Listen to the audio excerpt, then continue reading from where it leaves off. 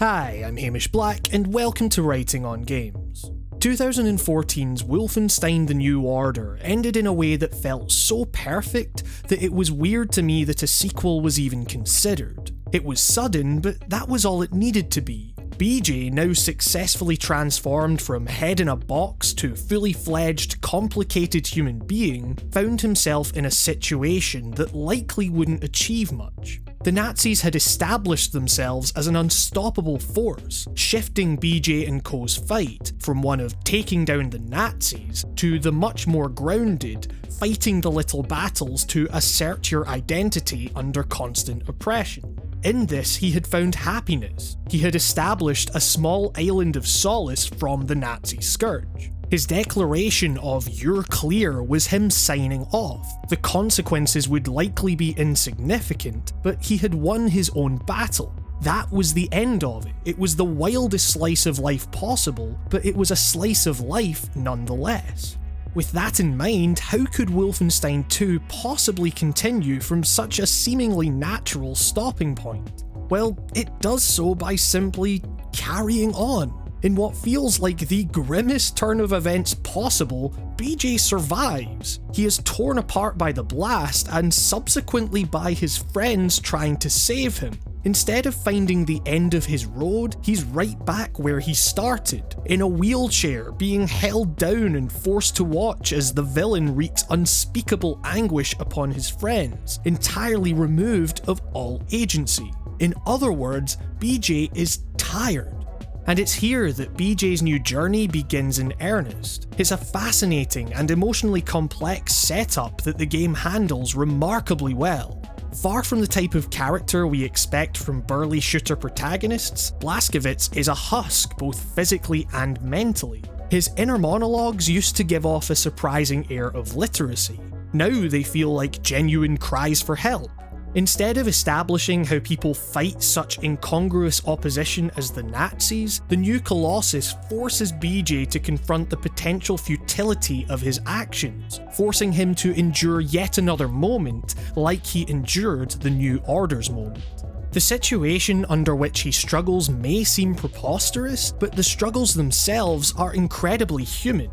He suffers from severe depression, manifesting in nihilistic self-sabotage, in pushing himself away from those he loves. He sees himself as a burden, but also recognises that it's all in his head and that the fight isn't going to stop regardless of how he feels. The main tension of the game's story then emerges from BJ trying to navigate these conflicting feelings while the surrounding cast of characters attempts to reignite the will to fight that once burned so aggressively within our protagonist. And what better way to narratively represent that struggle than by making the fight itself really goddamn fun? More so than the New Order, the new Colossus realises this. Weapons have a real heft to them, you have many more tools at your disposal, combat arenas are more open, but it is easy to become overwhelmed even on normal difficulties. Sniping with a pistol isn't the fix-all solution it was in the New Order, forcing a more adaptive playstyle. Even the more carefully thought out plans will probably go a bit pell-mell, giving combat a dynamism it perhaps previously lacked, as you go from stalking in the shadows to frantically running around guns blazing, mashing E and hoping you ran over a health pack. At its worst, the game still gives in to some of the same corridor crawl impulses that made its predecessor less fun to play than to generally experience, with many power-ups feeling superfluous and repetition setting in as hit-scan weapons lead to some fairly frustrating deaths. At its best though, it helps shift your image of BJ from Schwarzenegger in Commando to Stallone in First Blood, still capable of making life extremely difficult for those in his way, but having to be more thoughtful in the process. The mental fragility BJ displays is physically highlighted to you in a way that doesn't detract from the bombast of everything happening around you. The best gameplay scenarios in the new Colossus reflect and condense this duality of explosive schlock and intimate humanity in the same way the writing does, at once lending focus to the gameplay and allowing the story to go wherever it needs to in order to convey BJ's character. For example, the image of Blazkowicz rolling around in a wheelchair cutting through Nazis is kind of inherently funny. Think of how daft it is that a man who has just awoken from a coma has the muscle strength to hold up a gun, let alone wheel himself around while shooting it. The Nazis are a pesky fly just waiting to be swatted, and BJ's got to grumpily get out of bed with a rolled up newspaper. On top of that, it's just an unusual gameplay conceit, a fun set piece that messes with the way you expect the legendary Blazkowicz to move. You're not charging through enemies, you're slow and unwieldy. It's part of the joke, but it's also an interesting change of pace from other shooters. That said, it's also quietly informed by the sadness of the situation he finds himself in. He has been denied the freedom of death as he sees it, doomed to repeat the same moment time and time again, seemingly since his troubled childhood. Yet when he wakes up, his priority is single-mindedly finding Anya, with whom he can laugh and love, reminding him, however briefly, that it's not those around him that put him in this situation, it's the goddamn Nazis. All this from just one dumb moment that comes down to, you know that hour-long intro sequence of the New Order? What if we could boil that whole thing down to 15 minutes by just giving him a gun in the wheelchair? It's funny, it's angry, tragic, sad, but also weirdly optimistic, all at the same time. A beautifully naturalistic melange of meaning for all that it spawns from such a surreal series of events. Absurdity in the new Colossus lies not in the idea that Nazis have taken over or that a heavily pregnant woman is being sent in to fight with her boyfriend in a mech suit. That's the norm now in this new heightened reality. What's absurd is the idea that BJ, with the fresh entrails of the armies he just mowed through for the billionth time now cooking on his smoking dual shotguns, could respond with, "I'm going to die, I won't make it through the week, I'll be a bad dad?" The fact that you always emerge victorious in these explosive sequences highlights the extent to which this is all psychological, which in turn bolsters the frustration of the characters trying to tell him as much. On top of the fact that the game's 6-hour campaign cuts away all of the fat that at points bogged down the New Order, both gameplay and story are working far more seamlessly than they did in 2014's game.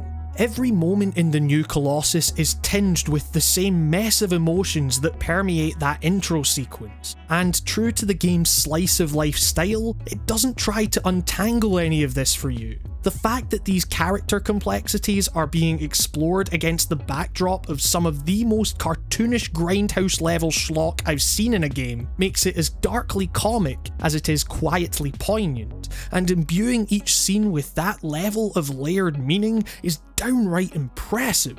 That said, it's not all perfect. BJ's arc essentially concludes about 2/3 of the way through the game, and while this does leave room for some of the most enjoyable characters I've seen of late to shine, including Fergus, who might be the only example of a well-written Scottish character I can think of, it also puts the stoppers on BJ's mental anguish, like he got better or something, in a scene which totally should have heightened that anguish, by the way, in favour of a more generalised fight the system narrative that perhaps leans a little too hard into the edgy grindhouse aesthetic to fully reflect the truly heartfelt intentions behind it.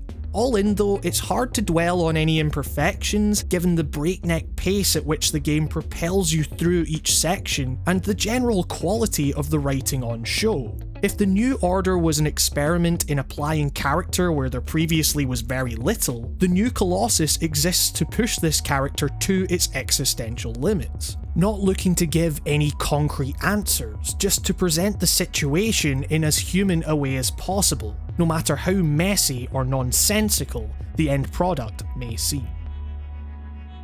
So I hope you enjoyed my piece on the new Colossus. I know I've been away for a while, but I'm back and I'm ready to talk about some goddamn video games again. If you did enjoy it, why not hit subscribe, click the little bell thingy, and check out the podcast in the description.